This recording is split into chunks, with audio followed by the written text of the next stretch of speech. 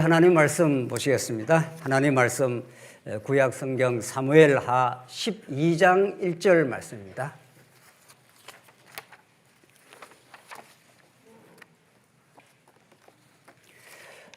찾으신 줄 알고 봉독 드리겠습니다. 구약 성경 사무엘하 12장의 1절 말씀입니다. 여호와께서 나단을 다윗에게 보내시니 그가 다윗에게 가서 그에게 이르되 한 성읍에 두 사람이 있는데 한 사람은 부하고 한 사람은 가난하니 그 부한 사람은 양과 소가 심히 많으나 가난한 사람은 아무것도 없고 자기가 사서 기르는 작은 암양 새끼 한 마리뿐이라.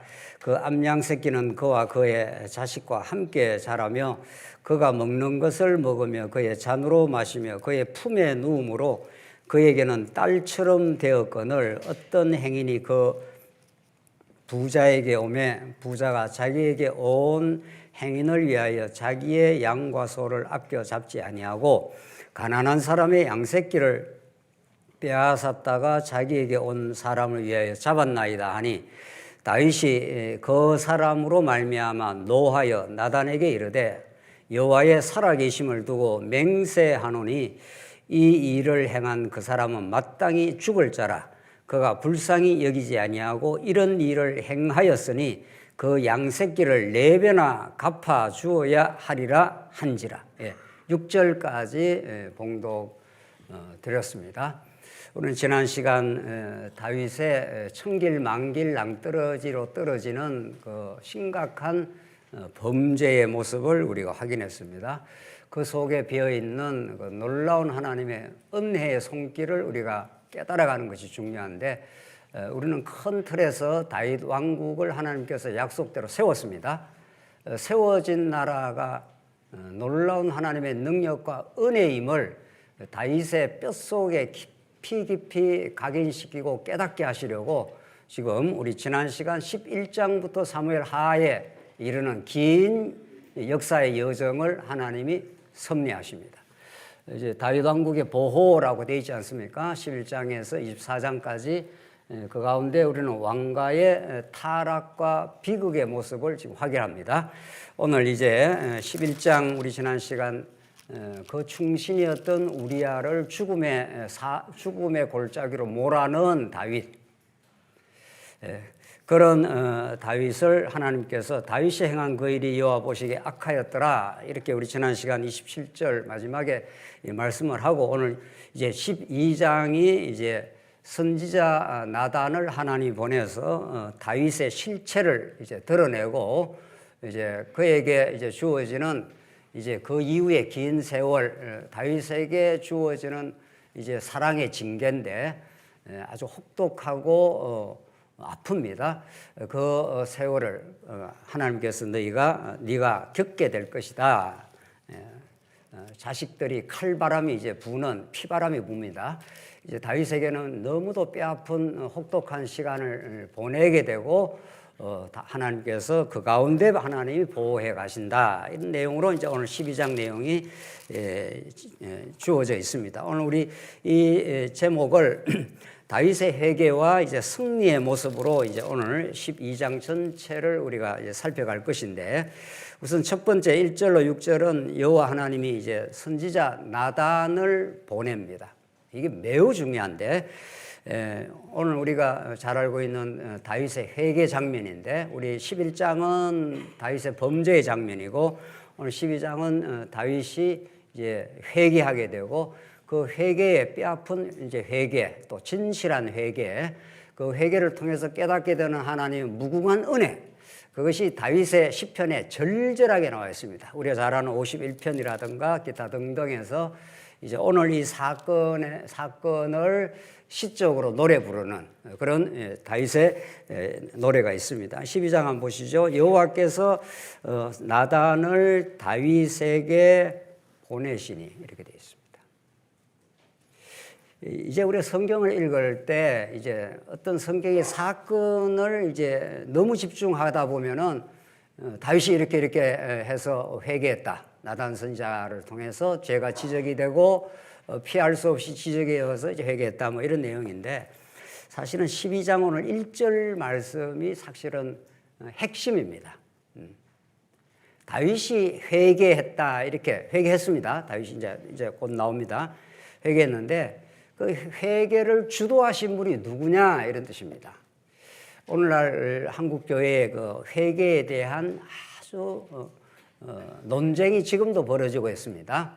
네. 도대체 회개란 무엇이고 회개의 의미가 무엇이고 회개는 어떻게 회개의 진정한 의미는 무엇인지 왜 회개를 통해서 무엇을 가르쳐 주려고 하는 건지 이런 것이 아직 신학적으로 논쟁이 벌어지고 있지만 오늘 본문을 한번 보십시다. 여러분과 제가 지금 살펴가는 본문은 여호와께서 나단을 다윗에게 뭐라고 했습니까? 보내시니 이렇게 되어 있습니다.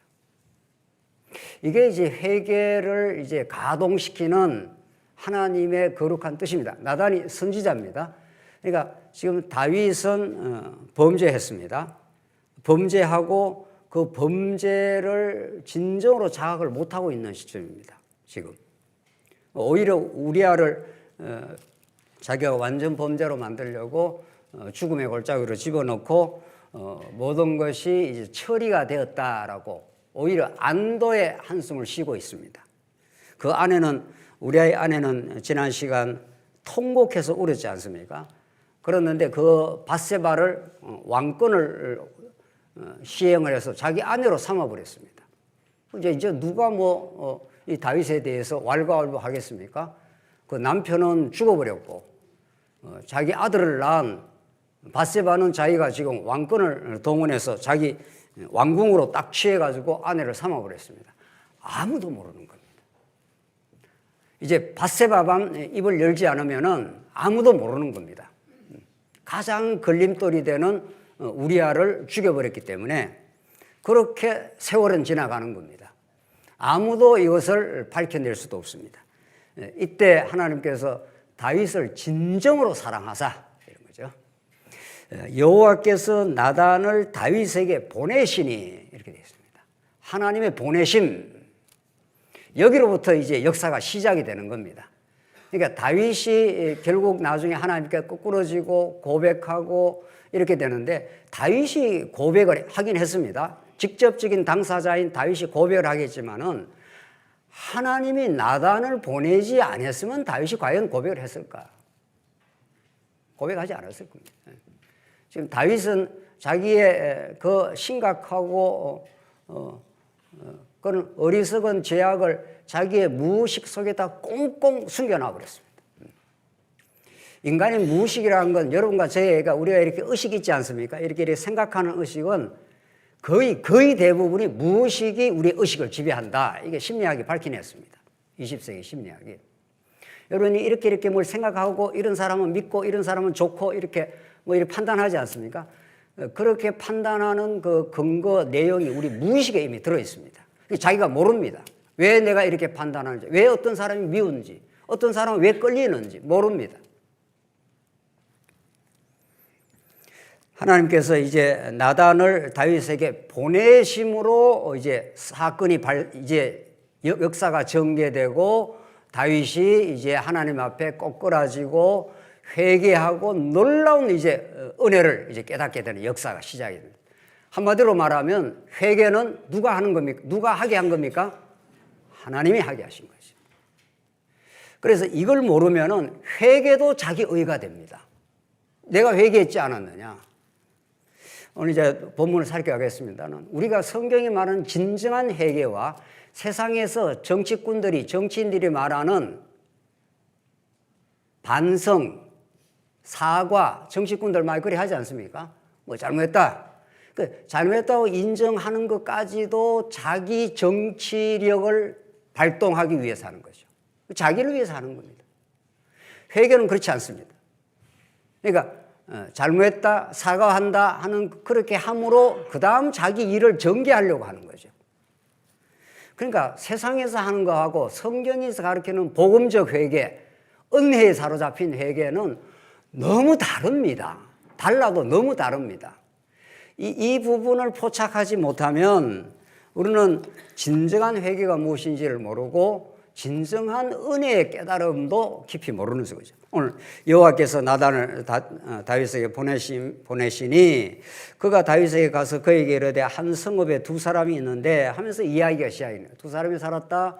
부자와 가난한 사람이 있는데 부자는 양도 소도 힘이 많은데 가난한 사람은 작은 암양 새끼 하나밖에 없었다. 딸처럼 귀하게 여겼다. 제가 딸이 없어서 잘 모르겠는데 딸 가진 사람들 완전히 딸 바보예요. 딸이 너무 좋은 거예요. 너무. 암양 새끼가 딸처럼 되었다. 그 3절 마지막 부분에 그렇게 되어 있습니다. 그에게는 딸처럼 되었거늘 그만큼 암양 새끼가 하나밖에 없습니다. 그것도. 그래서 딸처럼 여겼다는 거죠. 그런데 어떤 행인이 지나가는 나그네가 오니까 부자가 그 나그네 행인을 위하여 자기는 재산이 많은데 소와 양이 많은데 잡지를 아니하고 가난한 사람이 그 암양 새끼 하나밖에 없는데 딸처럼 생각하는 암양 새끼 하나밖에 없는 그걸 빼앗아 가지고 그 나그네를 위해서 대접을 했다 이런 뜻입니다. 엄청나게 이게 이제 이 부자가 가난한 사람이 하나밖에 없는 암양을 빼앗아 가지고 나그네를 대접을 했으니 얼마나 이 잘못된 일인 거. 그 이야기의 스토리로 이렇게 이야기를 이제 나단이 꺼냅니다. 그러니까 다윗의 반응이 놀랍습니다. 이제 그 이야기를 다윗이 들었지 않습니까? 네. 이런 천인 공노할 놈이 있냐? 이런 거예요. 한번 보십시다. 5절. 다윗이 그 사람으로 말미암아 노하여 아주 화를 냅니다. 나단에게 이르되 여호와의 살아계심을 두고 맹세하노니 뭐를 덜먹거려요? 여호와 하나님의 이름을 덜먹거리면서 이런 나쁜 놈이 있냐? 정말 성경은 너무 놀라운 말씀입니다. 이래서 성경은 정말 진리의 말씀인 거죠. 성경은 하나님이 어떤 분인가를 가감없이 언약의 성취 사건을 또 보여주시되 그 하나님의 그 놀라운 진리가 드러나고 그 거울이 드러나면 인간이 어떤 존재인 걸 투명하게 비춰냅니다. 인간이 어떤 어둠에 속했는지 어떤 존재인지를 하나님이 어떤 분인가를 드러내면서 동시에 인간의 모습을 이렇게 변명할 수 없도록 감출 수 없도록 드러내는 거죠. 이 다윗이 하나님께 맹세까지 하면서 이 일을 행한 그 사람은 마땅히 어떻게 해요? 죽을 자라 판결을 내렸습니다. 다윗이 딱 그 사람 죽일 사람이야. 판결 낸 그 판결이 어디로 돌아갑니까? 어디로 돌아가죠? 자기에게 돌아가지 않습니까, 이제? 그러니까 하나님이 심판하지도 않습니다. 네 스스로가 네를 판결하게 돼 있다고 하나님의 역사를 그렇게 딱 선언을 해버린 거죠. 결국 궁극적으로 하나님의 심판이고 판결인데 인간이 빼도 박도 못하도록 그런 나쁜 놈이 있냐. 부자와 소와 양이 많은데 가난한 자의 암양 새끼까지 빼앗아가지고 잡아주는 그런 나쁜 놈이 있냐. 마땅히 죽을 자라고 죽음을 딱 판결을 했습니다. 그게 누구한테 돌아온다고요? 자기한테 돌아올지야 다윗은 꿈에도 모르는 거죠. 인간은 자기가 누군지를 꿈에도 모르는 겁니다.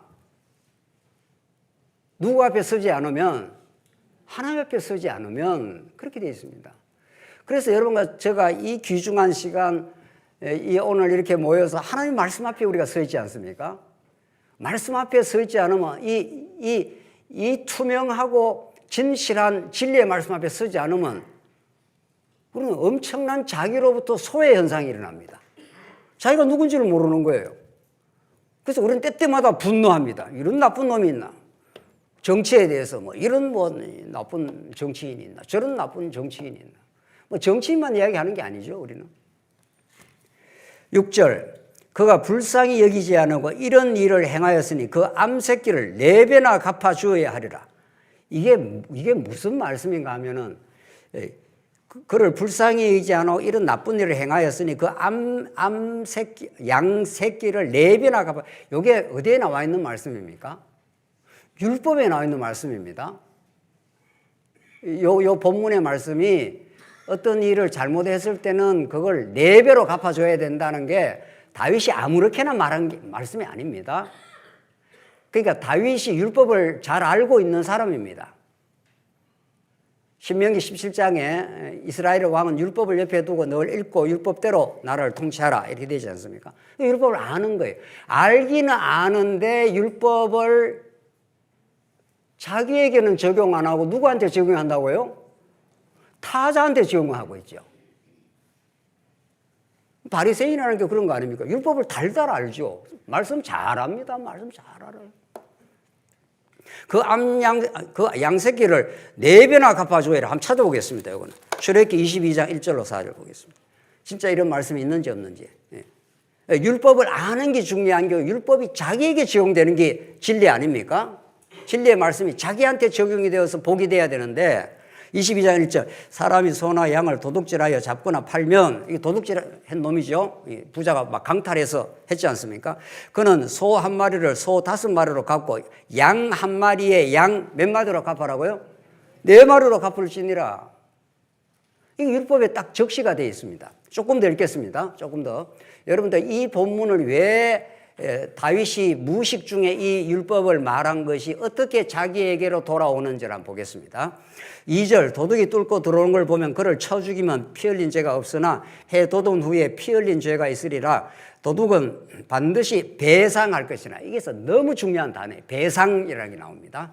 잘못하면 4배로 배상을 해야 됩니다. 배상할 것이 없으면 그 몸을 팔아 그 도둑질한 것을 배상할 것이요 도둑질한 것이 살아 그의 손에 있으면 소나 낙이나 양을 막론하고 갑절이나 뭐 하라고요? 배상이라는 게 샬람이라는 뜻입니다. 히브리어로. 이거는 뭐 이렇게 복잡하게 생각하지 마시고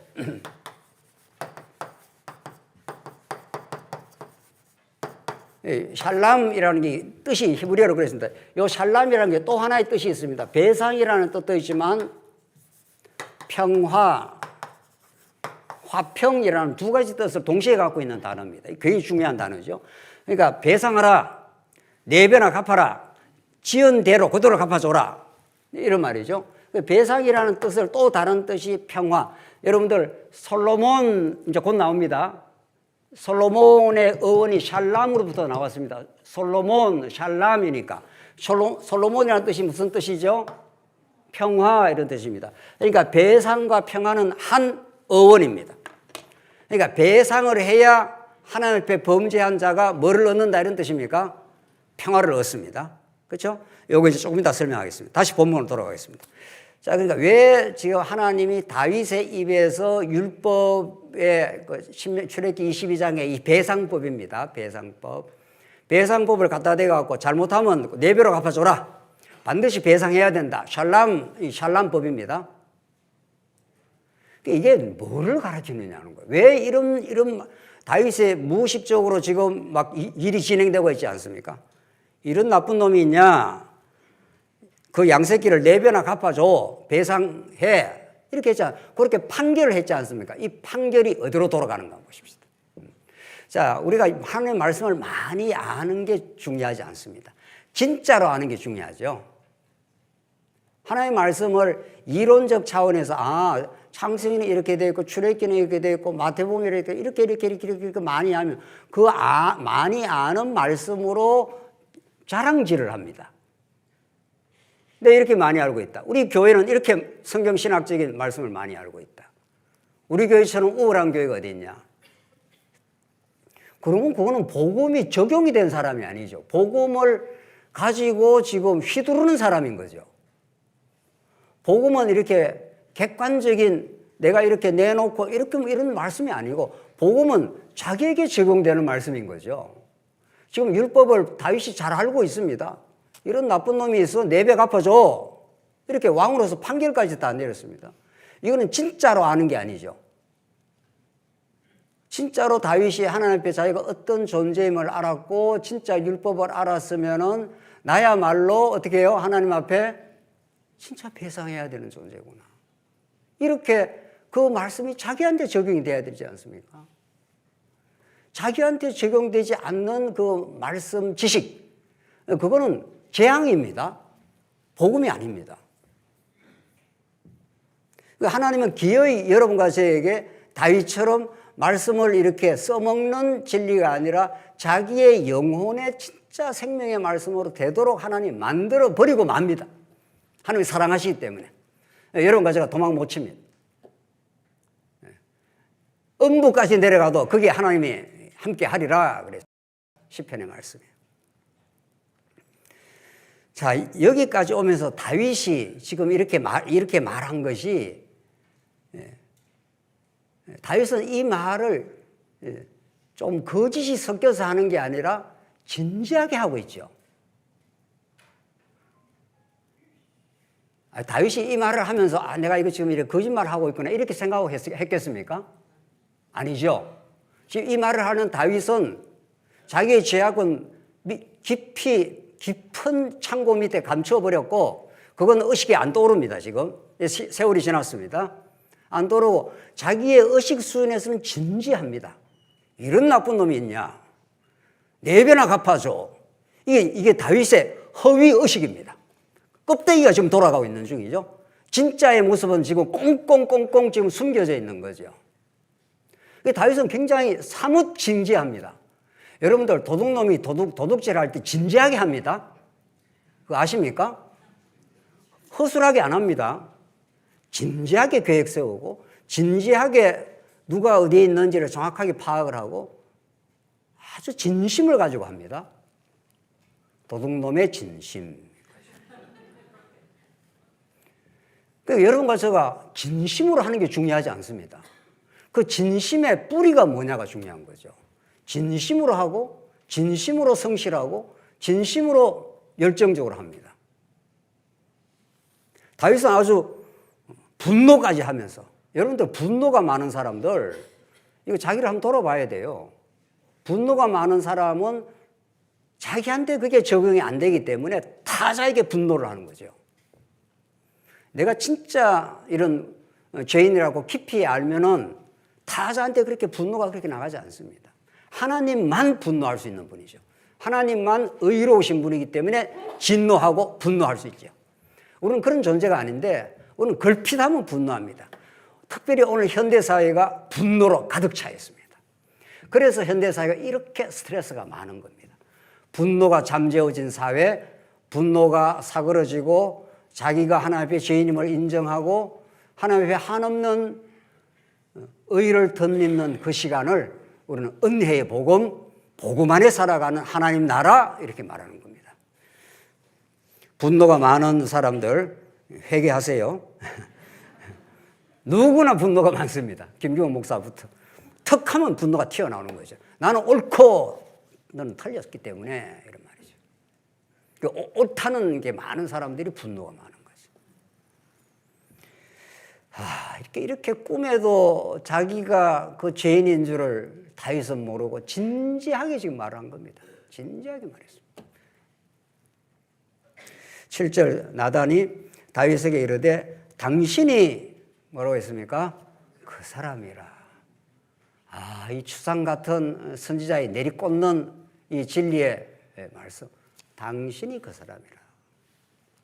그렇게 분노하고 4배나 갚아줘야 됐다고 율법을 들이대고 자기의 덜보는 보지 못하고 남의 티내는 이 어리석음. 누구나 그러함. 누가 이 다윗의 자리에서 벗어나 있는 인생이 있느냐 하는 거죠. 아무도 없습니다. 아담 타락의 모든 인간이 죄인이 되었고 하나님과 같이 되었기 때문에 하나님은 의롭기 때문에 타자에게 분노할 수 있는 거죠. 진노할 수 있습니다. 나단이 다윗에게 이르되 당신이 그 사람이라. 이스라엘 하나님 여호와께서 이와 같이 이르시기를 내가 너를 이스라엘 왕으로 기름 붓기 위하여 너를 사울의 손에서 구원하고 내 주인의 집을 내게 주고 내 주인의 아내들을 내 품속에 두고 이스라엘과 유다 족속을 내게 맡겼느니라. 만일 그것이 부족하였을 것 같으면 내가 이것저것을 더 주었으리라. 하나님이 네게 한 게 있느냐 이 말이에요. 하나님이 베푸는 건 부족한 게 없습니다. 그런데 인간의 탐심이 부족하게 느껴지는 거죠. 제가 늘 말씀드리지만 여호와는 나의 목자시니 내게 뭐라고 했습니까? 부족함이 없으리로다. 이게 하나님을 안 사람에게 따라오는 마음의 충족감, 만족감입니다. 하나님 부족한 거 없습니다. 충분합니다. 지금 이대로 살아도 충분합니다. 이게 지금 우리가 하나님 나라를 누린다 그러지 않습니까? 뭐를 누립니까? 뭐를 누리는 걸 하나님 나라를 누린다 그러죠? 예수를 만난 게 하나님 나라인데, 예수가 그리스도임을 믿는 게 하나님 나라인데, 그걸 진짜로 우리가 믿어지면 지금 상태에 부족함이 없습니다. 완벽합니다. 하나님이 우리를 향하신 뜻이 완벽하고 충족한데, 그것이 부족하였을 것 같으면 내게 이것저것을 더 줘. 네가 왕 세워줬지. 광야에서 그렇게 쫓겨다니던 사울에게 쫓겨다니던 너에게 왕 세워줬지. 아내 줬지. 뭐를 더 안 줘서 네가 이 충신을 죽음으로 몰아넣고 그 아내를 취하고 그것도 모른 척하고 이런 거죠. 9절 그러한데 어찌하여 내가, 지금 중요한 건 9절 말씀입니다. 어찌하여 내가 여호와의 어떻게 해요? 말씀을 업신여기고, 요게 포인트입니다. 예. 사랑하는 성도님들, 교회 와서 열심히 한다고 그러지만 말씀에 열심을 안 내는 열심이 어디서부터 나온 거냐는 거예요. 도대체 어디서 나온 열심이냐는 거예요. 지금 하나님 말씀은 그걸 우리에게 묻는 거 아니에요. 말씀을 소홀히 하는 열심 말이죠. 내가 여호와의 말씀을 업신여기고 나보기에 악을 행하였느냐? 내가 칼로 햇사람 우리아를 치되 암몬 자손의 칼을 죽이고 그의 아내를 빼앗아 내 아내로 삼았도다. 이제 내가 나를 업신여기고, 말씀을 업신여기면 여호와 하나님을 업신여기는 거예요. 뭐 여호와 하나님이 뭐 주인이 아닌 거죠. 내가 주인인 거죠. 그때부터는 내가 나를 업신여기고 햇사람 우리아의 아내를 빼앗아 내 아내로 삼았은즉, 자 이제부터 이제 사랑의 징계가 나갑니다. 칼이 내 집에서 영원토록 떠나지 아니하리라. 이제 칼바람이 분다. 진짜 칼바람이 붑니다. 이제 암논이 이복 동생을 취하고 압살롬이 그걸 알고 암논을 죽이고, 이제 뭐 죽고 죽이는 이제 간음과 살인의 역사가 이 가정에 떠나지 않습니다. 이 길게 갑니다. 이제 한참 갑니다. 그것이 이제 어떤 의미를 가지는가를 우리가 아는 게 중요한 거죠. 11절 여호와께서 또 이와 같이 이르시기를, 보라 내가 너와 내 집에 재앙을 일으키고, 이때 재앙이라는 게 징계입니다. 멸망은 아니지 않습니까? 다윗이 많은 징계를 받고 다시 놀라운 회복의 자리에 돌아옵니다. 압살롬에서 축출까지 되는 그 기구한 어려움을 겪고 마침내 왕으로 다시 황궁하지 않습니까? 근데 그 과정은 재앙 같은 현실입니다. 그 과정은. 이게 이제 하나님이 다윗을 너무도 사랑하사, 너무도 다윗에게 있었던 껍데기를 다 털털 털어내게 하시고, 그 고난과 시련의 바람, 칼바람 부는 이 광야 같은 체험을 이제 하나님께 시키고, 다시 이제 복구할 때, 복구하기까지 다윗이 수많은 또 세월 속에 하나님을 의지하고 자기 죄를 뼈아프게 깨닫고 하나님의 의를 노래하고 마침내 하나님을 찬양하는 그 자리까지 가고야 말아요. 내가 내 눈앞에서 내 아내를 빼앗아 내 이웃들에게 주리니, 이 기가 막힌 일이 일어납니다. 그 사람들이 내 아내들과 더불어 백주에 동침하라. 너는 숨어서 동침했지만 너 죄를 완전히 까발려 버리겠다, 이런 거죠. 백주에 다 아주 드러내겠다. 12절 너는 은밀히 행하였으나 나는 온 이스라엘 앞에서 백주에 밝은 대낮에 이 일을 행하리라 하셨나이다 하니, 이게 죄악의 드러남인 거죠. 이 죄악이 드러나야 뭐 용서가 뭐 될 거 아닙니까? 죄가 뭐 드러나지도 않는데 뭐 용서가 무슨 의미가 있겠어요.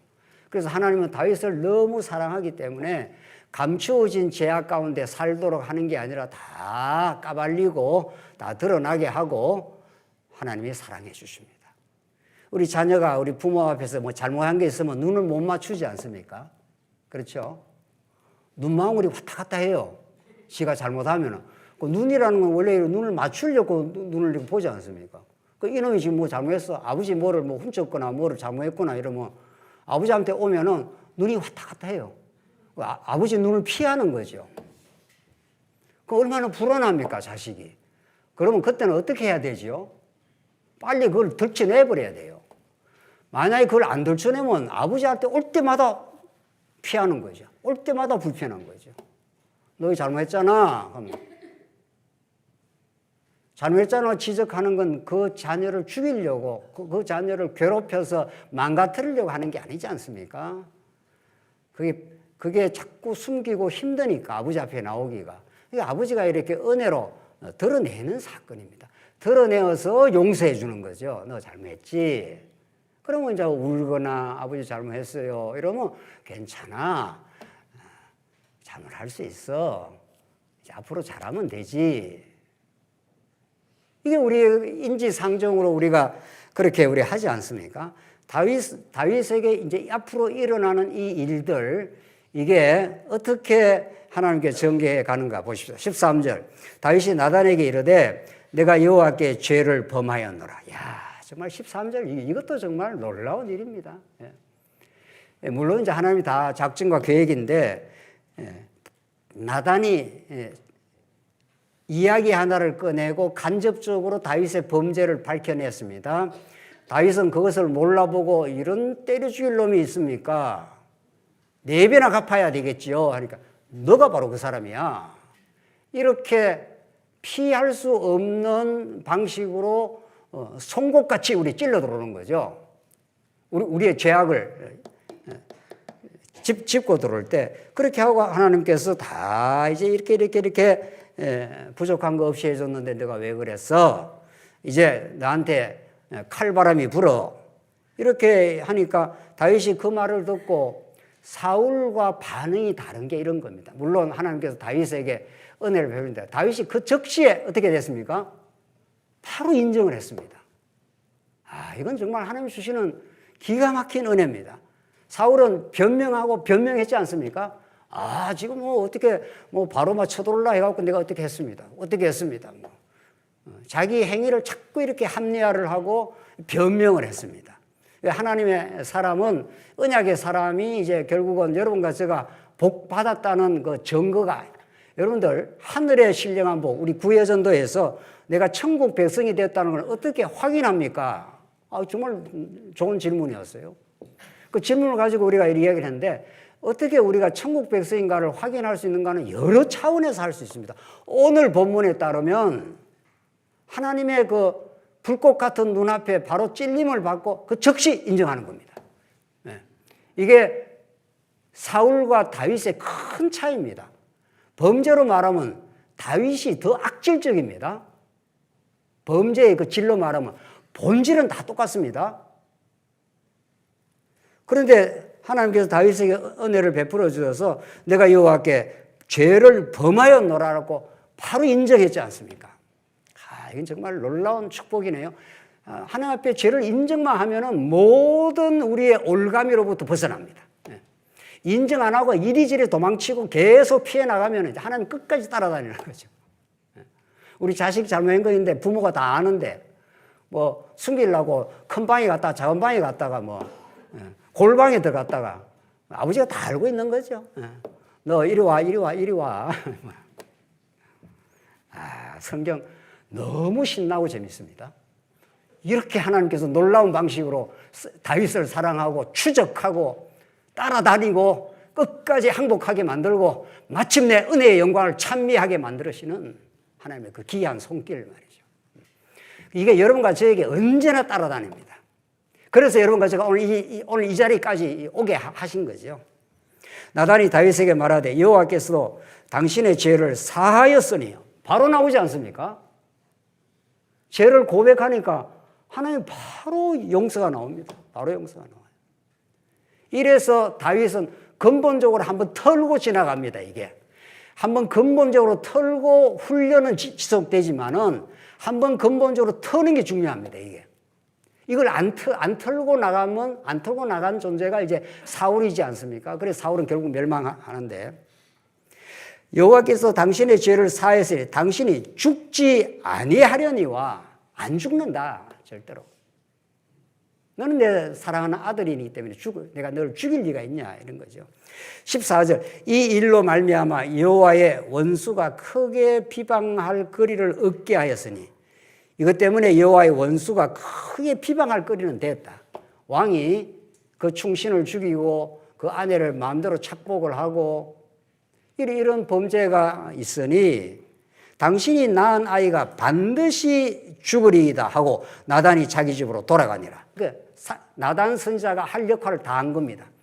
나단 선지자에 의해서 다윗이 회개하게 된 것은 나단 선지자보다 더 우월하신 하늘의 진리를 가지고 이 땅에 찾아오신 예수 그리스도 참 선지자 예수 그리스도의 말씀을 우리가 듣기만 한다면 제대로 듣기만 한다면 하나님께서 듣게 하시면 너나 할 것 없이 거꾸로집니다. 너나 할 것이요.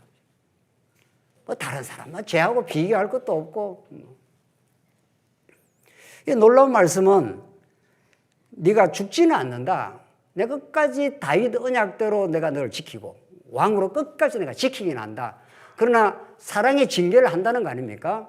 내가 사울 때처럼 내가 버리지는 않고 사람의 매와 인생 채찍으로 너를 내가 때리겠다. 진짜 인생 채찍을 다윗이 많이 맞았습니다. 그 암논이든 압살롬이든 다 자식들 아닙니까? 배다른 자식이긴 합니다만은 뭐 고대 근동 왕들이 다 그랬습니다. 그 아들들이 죽고 죽이고 살상극이 일어나는 그 아픈 세월들을 겪습니다. 그리고 오늘 본문의 말씀에 따르면 그건 이제 앞으로 될 일이고 당신이 낳은 아이가 반드시 죽으리이다. 이게 무슨 말입니까? 이게 무슨 복음을 담고 있습니까? 그 아이 죽습니다. 이제 밧세바가 처음 낳은 아이가 죽습니다. 그러니까 이 말이 무슨 말이냐는 거예요. 죽어야 되는 자는 누가 죽어야 되는 거죠? 진짜 죽어야 될 행위자는 누굽니까? 다윗 아닙니까? 다윗이 범죄로 말하면 죽어야 되죠. 죄값은 사망이니까. 그런데 그 죄 없어 보이는 그 아들이 죽지 않습니까? 아들 죽습니다. 이제 알타가 죽어요. 알타가. 이 다윗에게는 뼈 아픈 일인데, 근데 이거는 무슨 뭐 우리 자식이 죽었다 뭐 이런 이야기가 아니에요. 성경에 나오는 말씀들은 전부 복음과 연결이 되어 있고 장차 오실 예수 그리스도 사건과 연결이 되어 있습니다. 네 아이 반드시 죽어. 이제 이런 말이죠. 그 죽어야 될 당사자는 다윗 아닙니까? 다윗이 죽어야죠. 다윗이 1000번 죽어야 되죠. 그 아들이 죽습니다. 그 아들이 누구냐고요, 장차? 누구냐고요? 예수 그리스도의 대속의 제물이 되는 거죠. 그 아들이 죽고 솔로몬이 이제 탄생을 합니다. 솔로몬이 샬람이라고 그랬지 않습니까? 솔로몬이 샬람으로부터 나온 단어입니다. 그러니까 누가 하나 배상이니까 죽어야 됩니다. 눈은 눈으로 이는 이로 그대로 갚아야 돼요. 그 배상을 치러야 하나님과 관계가 어떻게 됩니까? 화목이 되는 거죠. 화평을 이루는 거죠. 그러니까 오늘 이 본문의 말씀, 오늘 아주 좋은 귀한 날입니다. 오늘 정말 한평생 교회를 위해서 수고하신 우리 장로님들, 권사님들, 우리가 그 하나님의 은혜의 손길을 우리가 기념하는 자리라서 오늘 빨리 끝내겠습니다. 빨리 끝내겠는데, 우리 다음 시간 그 다음 12장 이 본문 뒷부분도 아주 중요한데, 당신이 낳은 아이가 반드시 어떻게 한다고요? 죽는다는 거예요. 다윗이 이 아들이 죽을까봐 노심초사하고 너무도 금식하고 힘들어했습니다. 근데 우리 다음 시간에 확인하겠습니다만은 아들이 죽었다는 소식을 듣고 딱 옷을 정제하고 딱 행동을 바꿉니다.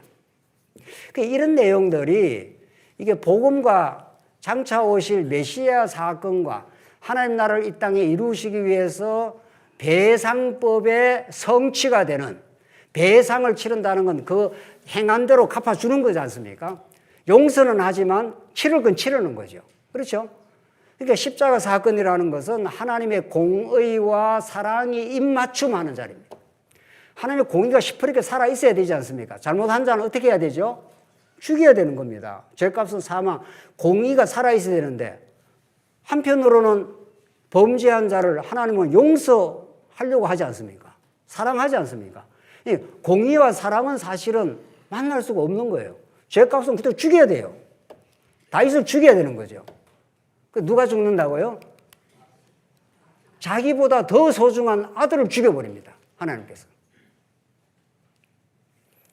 이게 십자가 위에서 하나님께서 당신의 아들을 영원 안에서 이미 계획한 그 아들을 십자가에서 죽이는 그 하나님의 깊고 넓은 사랑, 그 깊고 넓은 사랑을 그렇게 하나님께서 표현할 수가 없습니다. 십자가에서. 하나님의 공의를 실현해야 되기 때문에, 죄값은 사망이기 때문에 공의가 살아있어야 이 나라에 사법 정의가 서지 않습니까? 그러나 사법 정의만 있으면 안 되지 않습니까? 그러니까 대통령이 때로는 사면도 하지 않습니까? 용서도 한단 말이죠. 하나님은 그 둘 다를 어디다가 실현하느냐고요. 다윗에다가 퍼부어야 될 그 진노를 그 아들에게 퍼부어서 죽여버림으로 다윗이 약속대로 살아나도록 하나님께 하신 거죠. 이게 구약이죠. 구약이죠. 이 모든 사건이 누구에게 적중이 됩니까? 예수 그리스도 안에서 적중이 되는 거죠. 여러분과 저는 죄값대로 죽어 마땅한 겁니다. 죽어 마땅하지만 언제나 자기는 죽어 마땅한 존재가 아니라 누가 죽어 마땅하다고 생각하는 거죠. 누군가가 죽어 마땅하다고 생각하는 거 아니겠어요? 하나님이 오늘 여러분과 저에게 당신이 어떻게 해요? 그 사람이라. 그러나 당신은 죄값 받아 반드시 죽어야 되지만, 죄값을 치러야 되지만, 너 아들을 죽여 내가 너를 살리겠다. 그 아들이 장차 오실 하나님의 아들 예수 그리스도를 상징하고, 예수 그리스도가 죽음으로 십자가에서 우리에게 영원한 용서가 확보가 된 거죠. 그 은혜와 사랑 속에 사는 거죠. 여러분과 저는. 우리는 한없는 하나님의 은혜와 사랑. 오늘 시편 이 일을 하고 나서 다윗이 시편 51편에서 내가 죄 중에 잉태하고, 그것만 읽고 끝내겠습니다. 시편 51편 1절 하나님이여 주의 인자를 따라 내게 은혜를 베푸시며 주의 많은 긍휼을 따라 내 죄악을 지워주소서. 나의 죄악을 맑게 씻기시며 나의 죄를 깨끗이 제하소서. 물론 나는 내 죄가를 아오니 내 죄가 항상 내 앞에 있나이다. 내가 주께만 범죄하여 주의 목전에 악을 행하였사오니 주께서 말씀하실 때 의로우시다 하고 주께서 심판하실 때 순전하리라 하오리다. 난 하나님 앞에 범죄한 것밖에 없지만 하나님이 나를 의롭다 해 주셔서 설 수 있습니다. 우리는 예수님 아니면 살 수 없습니다. 이런 거죠. 우리 하나님을 찬양하고 은혜의 영광을 노래합니다. 이런 거죠. 하나님은 우리가 이 자리에 와 있으면 우리의 의로움이 아닙니다. 하나님 우리를 의롭다 하셔서 그리스도 안에서 우리를 아들 삼아줘서 이렇게 이 자리에 와 있습니다. 이제 우리 남은 세월은 주의 은혜의 의만을 노래하겠습니다. 하나님 그렇게 하시려고 여러분과 저의 지나온 세월들을 때로는 꽁꽁 숨겨놓은 죄악들을 하나님께 다 까발리는 거죠. 이제 내 앞에 서라 이런 거죠. 내가 너를 의롭다 하겠다. 너는 내 사랑하는 아들이다. 내가 네 아들을 죽여서 내가 살리겠다 하는 그 아들의 죽음, 예수 그리스도 안에서 성취되고 완성되고 여호와 하나님의 살아계심과 그 은혜의 영광을 노래 부르게 하시려고 하나님 여러분과 저를 이 자리에 불렀습니다. 기도하겠습니다. 하나님 아버지 은혜를 감사합니다.